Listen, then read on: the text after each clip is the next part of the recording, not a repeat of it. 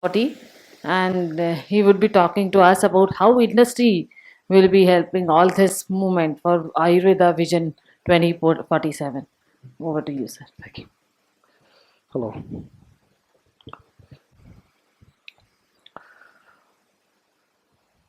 Friends, good afternoon. At the outset, on behalf of Himalaya Wellness Company, no more it is Himalaya Drug Company. I just wanted to say it is Himalaya Wellness Company. You have changed, and even our logo also is this, representing the leaf. So removing the name and everything, as you know very well, this is the futuristic view of the impact that the India could offer through the natural source. The leaf is the source of life.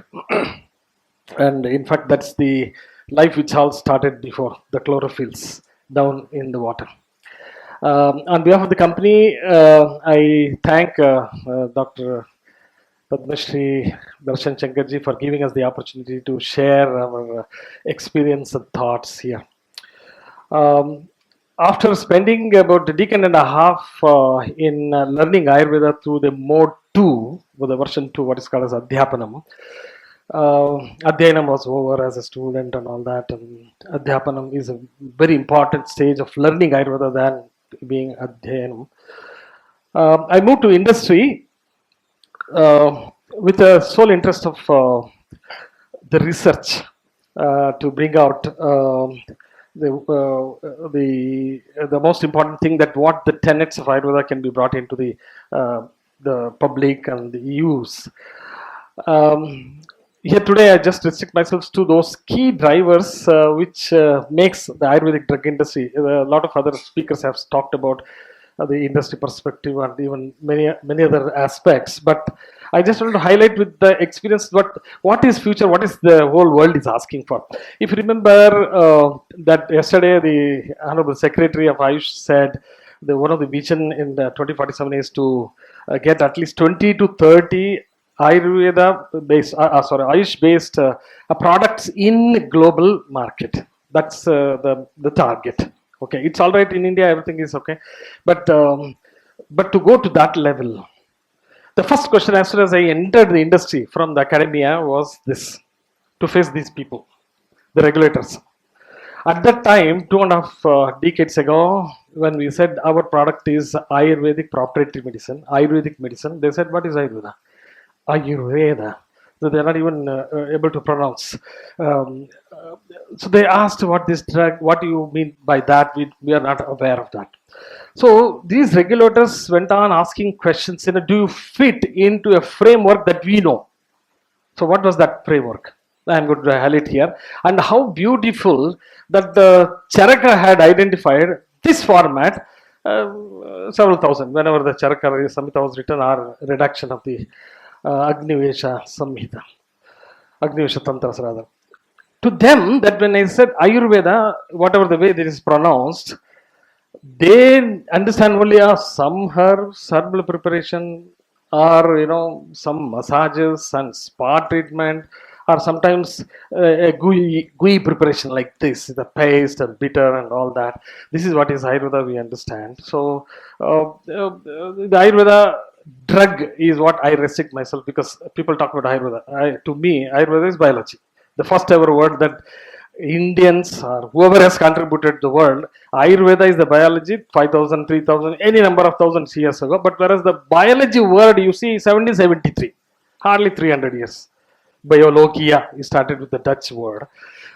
But if that is the case, Ayurveda is biology. After that, everything is subsect. The objective of Tantrasya Asya Prayojanam, Swasthasya Swastharakshana and Vikara Prashamana. That are the two divisions, that's all. But whereas Ayurveda is encompassing, and today we have seen, before my talk, you have got the perspective that Ayurveda is not only human Ayurveda, but it's also animal Ayurveda, plant Ayurveda, which is very well known. But with that question posed, can you fit your drug into this modular structure, module 1, 2, 3, 4, 5? Friends, at that time, this was a modular to only conventional medicine. Conventional medicine. Okay. Leave alone 1, it's administrative one. Leave alone 2. 2 is actually a summary of all this. But most important is the 3, 4, 5. Very importantly, 3, the quality data, 4, non-clinical study reports, and 5, clinical study reports. Do you have this? If you have, you bring it, then I understand your product, your drug. So I was wondering, Harry, what is this all of a Greek and Latin for me from Ayurveda? Learning Charakas, this shloka who said, in Ayurveda as a physician, we are all trained as physicians basically. Swastavrta at that time, I tell you honestly, at that time was almost neglected. So there was no professor of Swastavrta, and even Swastavrta is considered to be non-clinical, blah blah blah. Forget about all that. But whereas when as a clinician or a doctor for this, it's a beautiful saying. Kuddaku Chatushpadam, 9th chapter of the Sutra, he says, Bishak Dravya Upasthata Rogi Pada Chatushtayam. Now, from that context of the 4 factors or quadrupeds of treatment, successful treatment, it's not only a best physician who can make a beautiful diagnosis and he prescribes the medicine is not enough. And that the product, the Dravya, as he says, Dravya is encompassing everything, not only Aushadha. Aushadha is limited, but whereas Dravya is beyond that. And then the Upasthata, the nurse, whatever be translated, and the patient. Today, Ayurveda has gone beyond for not only the patients, but also to the consumers. So now service providers, then promoters, then various substances that encompasses today what Ayurveda drug is all about. If you look at this was the armamentarium of this physician to fight against ill health, basically, and also subsequently now to promote and preserve health, as we know. See, these are the 4 things that we understood. What is this module 3, 4, 5? We couldn't understand. So later on, somewhere in the end of the last century, as you can see, the whole thing came up. I was very affected by this picture which appeared in the Lancet. Ayurvedic industry was like this. This is a corner shot. There is a suited vessel with a fire, I don't know how it's coming up, and with all this dirty gunny bags collected and all. This appeared in the Lancet. Lancet is read by millions of doctors around the world. Okay. At the time, India raises standards for traditional drugs. There was a lot of fight for GMP and this and that at the time. Followed by this, this was a great impact that Sapper did, okay, to the Ayurvedic industry and Ayurveda per se around the world. It became hue and cry, and thankfully so. We always say there should be always say people who comment, who negatively give us the negative feedback is a very important thing that we can improve. And today we see that 2 decades after that, where we are, okay, and so on, so forth. A lot of things that appears. Doesn't matter. But what this Ayurveda product is all about? If you look closely, Ayurveda drug was defined into the regulation Drugs and Cosmetics Act 1940 and Rules 1945. That is the most important legal document for governing the construct of this. Ayurveda drug in 1964 it was defined. For veterinary also 1964, human or animals, it is defined. What that Ayurvedic drug is. It is not Ayurvedic medicine, it is not anything. It is Ayurvedic drug by law, legal. Then what happened subsequently, it took how many years? 64 to 83. Can you see? Then came up what is known as Ayurvedic patent and proprietary medicine. Friends, patent and proprietary medicine, if you say, that we stand for as an example. Himalaya stands for patent proprietary. People always say, if you go to a classical Ayurvedic physician, they say, oh, yours is not a classical preparation, that I don't want to use it. There was a kind of a rejection kind of things. But friends, I ask you one question. If Chavan Prasha was classical preparation, I ask you the question, Chandra Prabhavati, is it classical? It is proprietary to Sharangadhara. Sharangadhara designed it later after 1000, 2000, whatever number of years it is.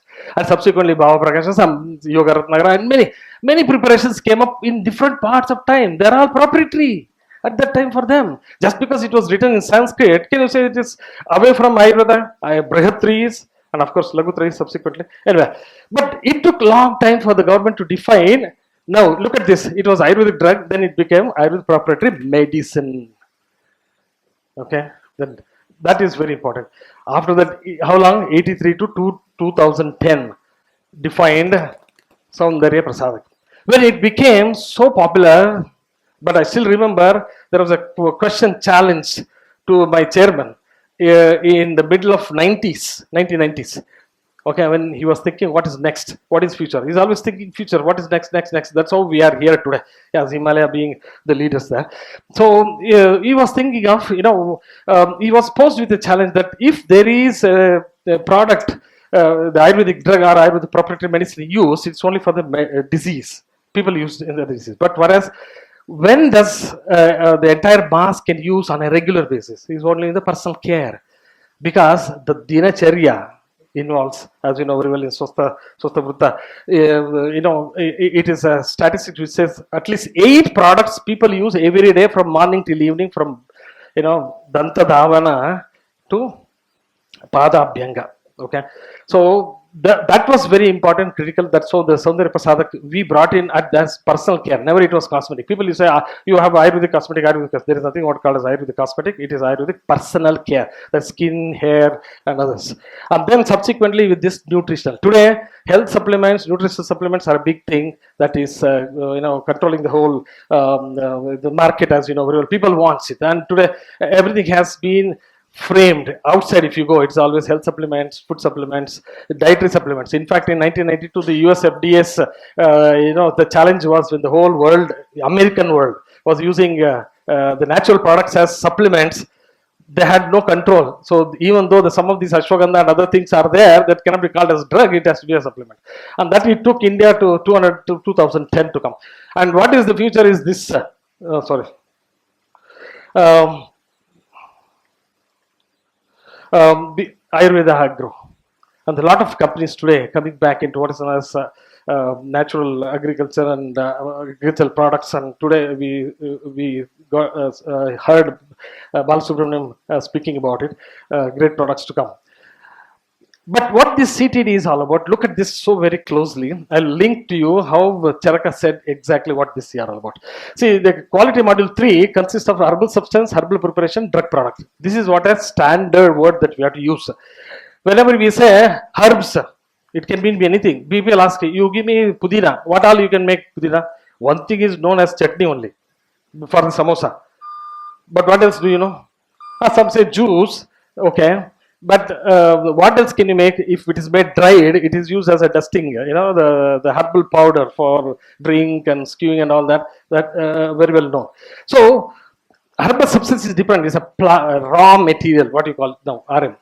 Then herbal preparation is what is the real Panchavida Kashaya Kalpana that we can say. And then the drug product is a final preparation, that what you make. There are 3 classifications, and each of them have got specific parameters and qualities that I just wanted to highlight here. I will not go to the details of them. For substance and preparation, herbal substance and herbal preparation, it should have a nomenclature, structure, formula, general manufacturer, all that. I am not going to the detail for the want of time. You look from nomenclature to the stability of these ingredients. Stability, very important. When Sharangadhara said there is guna, honey, for the storage of these raw materials, etc., each one of them, people said, Ayurvedic product, if you go to a pharmacist, sorry about a minute or so extra, go to the pharmacist and ask, Ayurvedic drugs, no expiry. Ayurvedic drugs, no expiry, you can take. Why? Because only the Asavaristas had no expiry. The 10-year-old vodka is most expensive than the new freshly made. That is very well known. Okay, it is for that reason the people say, is it true? Or when Charangadhara has set it, 6 months, 1 year for different things, what is that? And today we have got in the Drugs and Cosmetics Act the shelf life of this. So stability of this very important, and so is the product very important. Final product, what you mean? This is where the manufacturing comes, and the design, everything, lot of things. The compatibilities, what all of the ingredients you. There are many combinations that we make. How they compatible? Compatibility study is a big document that we need to analytical procedure and all that everybody knows.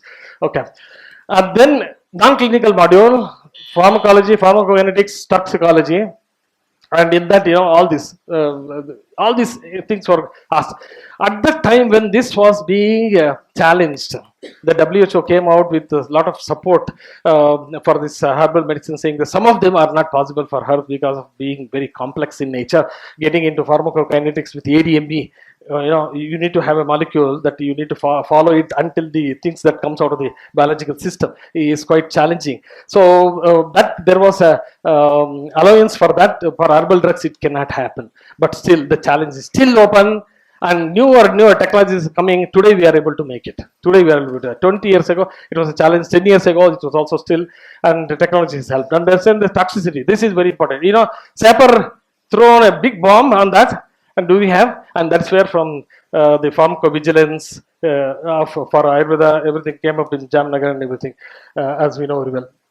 And then the clinical safety, pharmacology, and study. People say it is thousands of years evidence. What do you want? Why do you want? Where is the evidence here? Where is the evidence? Where is the document? Okay. So these are the details of that, but I will talk. What is that this module stemmed out from? Beautiful. From this same Chadushpada, even he says there are gunavat. What are the properties of those individually? Let me focus on this stuff. Bahuta tatra yogyatvam aneka vida kalpana sampacheri chatushkoyam dravyanam gunam uchyate. When he said Bahuta is what is today is a big challenge. They are asking the document on GSCP.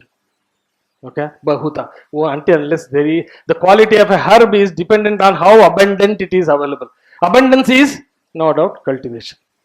Alternative. There is no alternative. Wild crafting is no more. And yogyata, that's very important. Yogyata, appropriateness in. Today we find the claims are many. From Jwara, the first chapter in Chikitsa or Nidana in Ayurveda, and to entire range of diseases, people claim for one herb, one combination, etc. So what is appropriateness? Then that is GCP. With the GCP, Aneka Vida Kalpana, pharmaceutical versatility. Today, Ashwagandha was made only to Avaleha. Ashwagandha is now a shampoo. Ashwagandha can be a soap. Ashwagandha can be anything else. How pharmaceutical versatility that can be. GMP that we need to make that. And then Sampat, that is very important, of course, which is the GLP. How do you prove that? There is always a challenge. The heavy metal analysis, this and that. I'm not going to the details of that. Anyway, so that is where the starts from the name. What's in name? And today we know. If we say Brahmi, in a vernacular name, it may mean these two for north and south. But what exactly is that? And so is, Kirata. And this Ashoka very well. Okay. And what is the alternative for us is a well structured, and then most importantly, this is a big untapped, the whole of operations that we see. What is required for us now today? Fortunately, some of them have come together.